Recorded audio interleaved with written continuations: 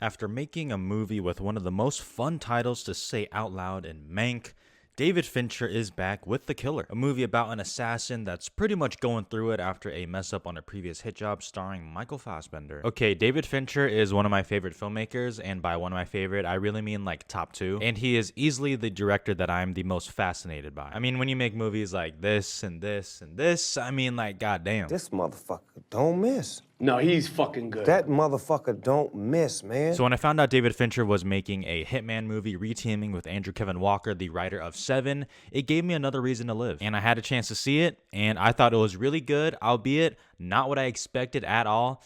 Let's get into that. This isn't even a negative, let me just say that off the bat, but when I heard Hitman Assassin movie by David Fincher, and then you throw in that first trailer, I went in expecting a really high energy, tense thriller. And I didn't read much of the reviews about it or anything like that. And instead, I got a rather quiet, patient, methodical character study.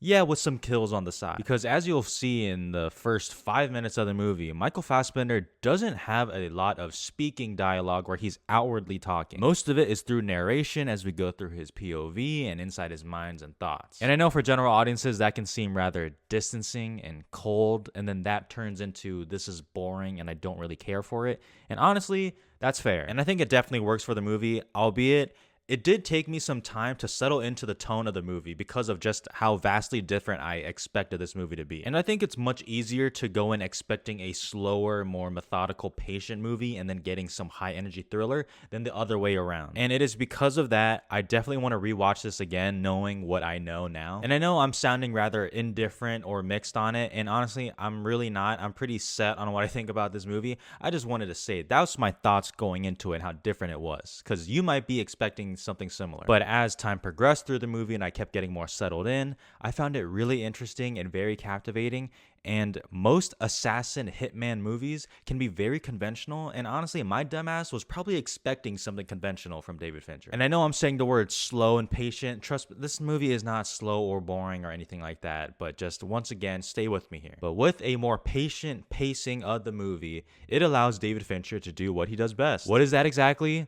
Basically be a perfectionist, because this is an incredibly precise movie. It's less than 2 hours long, it's lean, it knows what it wants to do, and it does it with precision and expert technical craft and no fat left on either side. Because I never felt anything less than being completely under David Fincher's control. You know, with movies, even good ones, there will be times or scenes or moments where it just feels a little bit too big, like it was almost getting a little too out of hand for the director, or they try to do too much and it becomes a little bit sloppy in that moment. But The Killer is just a machine with it. Like nearly all David Fincher movies, it's shot impeccably well, once again reteaming with Eric Messerschmidt, who won an Oscar for his work on Mank. But shout out to the sound design in particular, because like I said, with Michael Fassbender being largely dialogue free, and while the score is fantastic by Trent Reznor and Atticus Ross, it's never overpowering. It relies heavily on the sound design. And as some people may have heard, if you've been watching some reviews or reading some, there is a fight scene in here that utilizes it to the best of its ability. I just watched it unfold into my eyeballs, into my ears, just all 5 senses of me just accepted it, and it was incredible. It's really a great showcase for sound work and editing, definitely amongst the best scenes of the year in terms of that. Michael Fassbender is great as the killer. It's pretty much a one-man show with a few supporting characters coming in and out for one scene at a time, really. I mean, first of all, he's jacked, but he's incredibly stoic